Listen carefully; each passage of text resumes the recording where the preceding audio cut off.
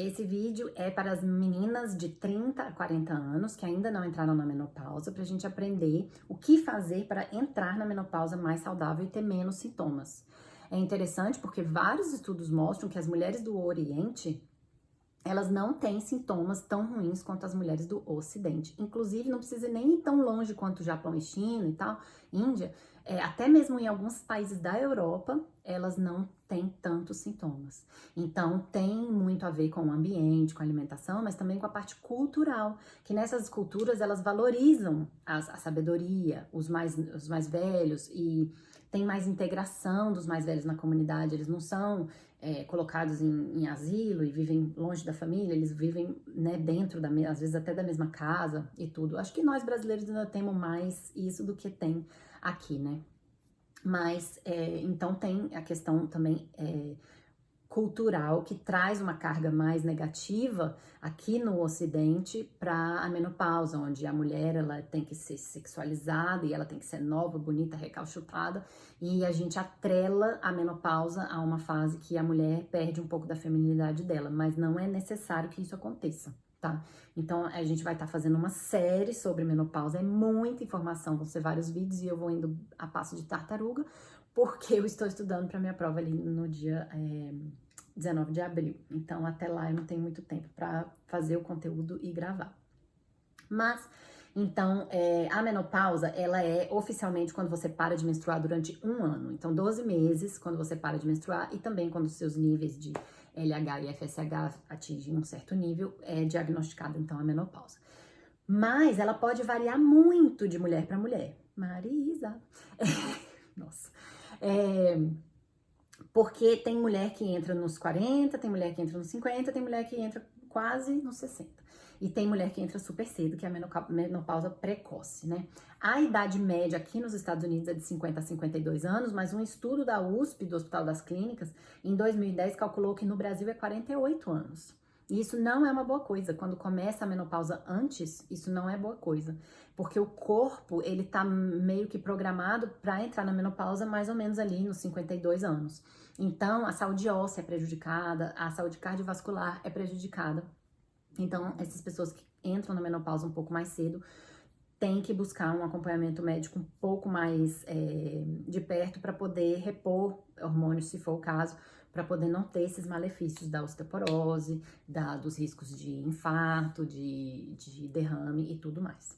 Então, a gente nasce com um número certo de ovos, né, de óvulos, e aí à medida que esses óvulos vão decaindo, né, acabando, a gente vai produzindo cada vez menos progesterona, porque toda vez que a gente menstrua, sai o óvulo lá, ele forma um corpo lúteo, e esse corpo lúteo secreta progesterona, mas também as células granulosas do ovário começam a atrofiar e não produzir o estrogênio. Aí isso diz para o cérebro que tá faltando estrogênio, o cérebro vai lá na pituitária, manda mais hormônio estimulante do folículo, que é FSH e LH, para fazer mais estrogênio, até que uma hora não dá conta e aí começa a cair.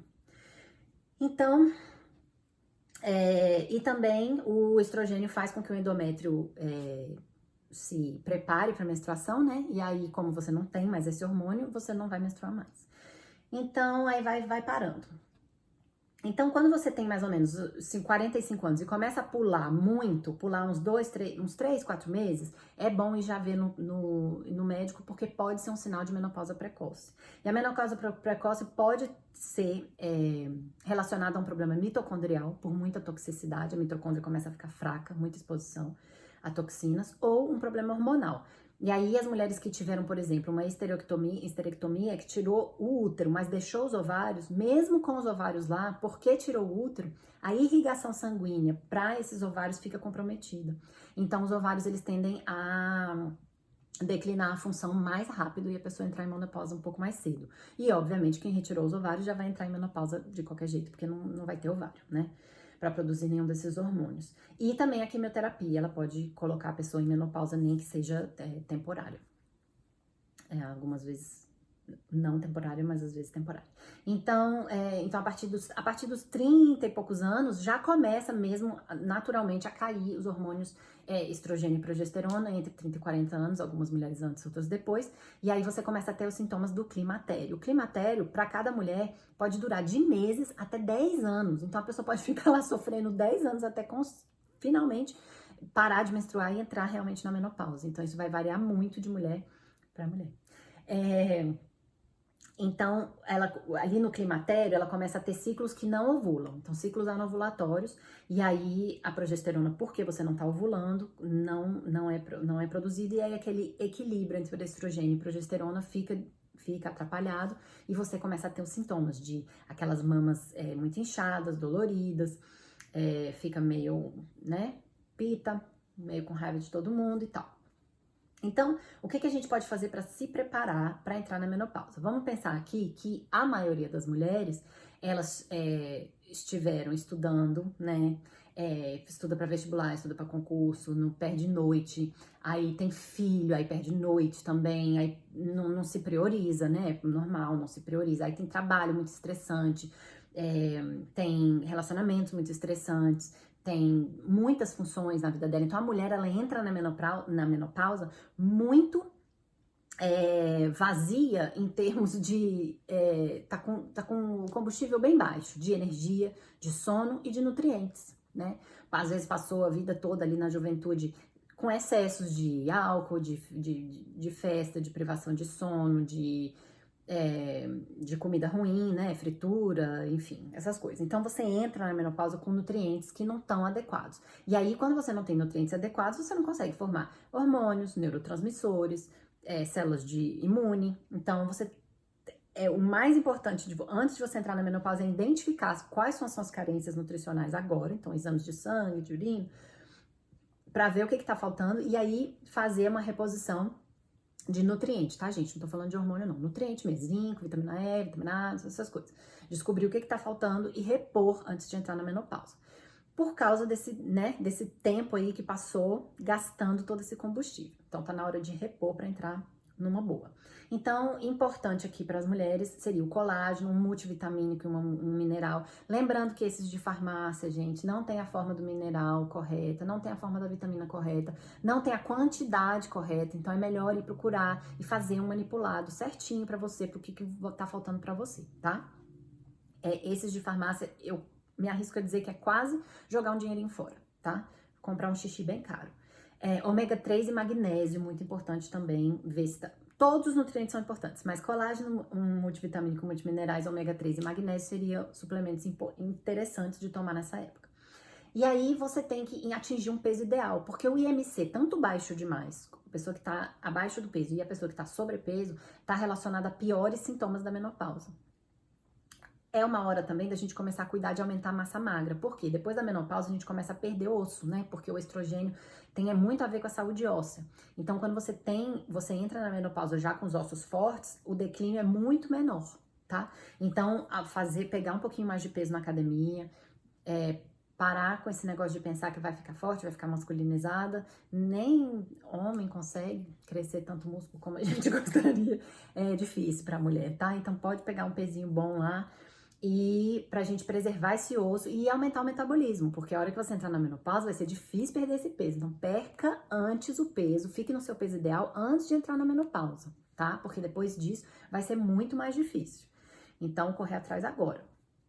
Aprender a relaxar, aprender a arrumar um tempo pra você, principalmente as mães que ainda têm crianças pequenas, nem que seja 1 minuto por dia de você se trancar no banheiro, não pra chorar, mas se trancar no banheiro pra ter um tempinho pra você.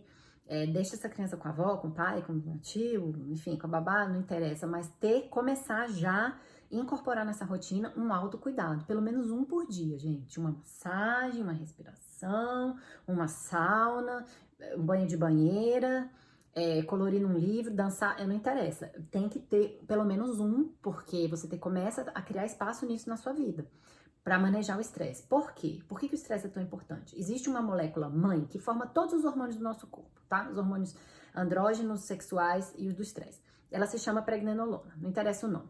Enfim, quando você tá estressado, essa molécula mãe, ela desce para fazer cortisol, tá?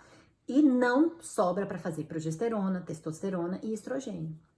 E DHA, enfim, outros hormônios que são extremamente importantes. Então, se você vive estressada, nunca vai sobrar hormônio suficiente do resto, né? Testosterona para manter sua saúde óssea, sua saúde muscular, sua saúde cognitiva, né? A mulher, ela precisa de testosterona, não tanto quanto o homem, mas ela precisa. Ela precisa do estrogênio, óbvio. Ela precisa da progesterona, ela precisa do DHA. Então, você ficando estressada, você nunca vai ter hormônios corretos, tá? Então, tem que aprender a manejar o estresse e também encontrar aí o jeito que você maneja melhor. Começar a corrigir o sono. Então, passou muitos anos aí perdendo sono, ou festando quando estava muito nova, depois passou a perder sono por causa de criança e depois passou a perder sono por causa do marido. Então, tá na hora de recuperar esse sono, botar esse sono em dia, começar a implementar uma rotina de sono, higiene do sono, tem vídeo aí à vontade para isso, para você já entrar na menopausa bem descansado, porque o sono atrapalha o metabolismo, né? Atrapalha os hormônios e tudo lá que a gente já conversou. Tem que corrigir, identificar se tem desbiose e corrigir. Desbiose é aquele desbalanço ali das bactérias no intestino, né? Então, se você vive constipado, ou vive com diarreia, ou vive com gases e não digere bem os alimentos, provavelmente você tem desbiose. Quando você tem desbiose, você fica reabsorvendo metabólitos do estrogênio que são extremamente tóxicos, tá? E você vive inflamada, porque a desbiose causa inflamação. E aí daí problemas cognitivos, enfim, tem milhões de problemas, porque tudo começa aqui, né? Então tá na hora de corrigir essa desbiose para você não entrar na menopausa com desbiose. Outra coisa, corrigir essa constipação. Se você entra na menopausa constipada, um dos sintomas da menopausa é constipação. Então vai ser muito mais difícil você corrigir, tá? Então corrige já agora. Aumentando fibras, aumentando a hidratação principalmente, fazendo uma rotina de fazer cocô, né? Tem aí vídeo também sobre isso. Não dá para entrar em tudo aqui, né? Você quer corrigir a resistência à insulina antes de entrar na menopausa. Como? Exercício, comendo mais cedo, melhorando um pouco a dieta para não comer tanto carboidrato, né? Então, você comendo qualquer tipo de comida, que nem que seja uma pizza, que é uma porcaria, vamos supor, mas você comer uma pizza às 8 da manhã, não é a mesma coisa que você comer uma pizza às 8 da noite. É o mesmo tanto de calorias? Mas o efeito no seu corpo é muito pior se você comer à noite, tá? Por causa da nossa resistência à insulina. A gente é muito mais sensível à insulina de manhã, então vamos mexer nessa crononutrição aí, começar a comer, terminar de comer mais cedo, tá? Que isso ajuda na resistência à insulina e saúde metabólica.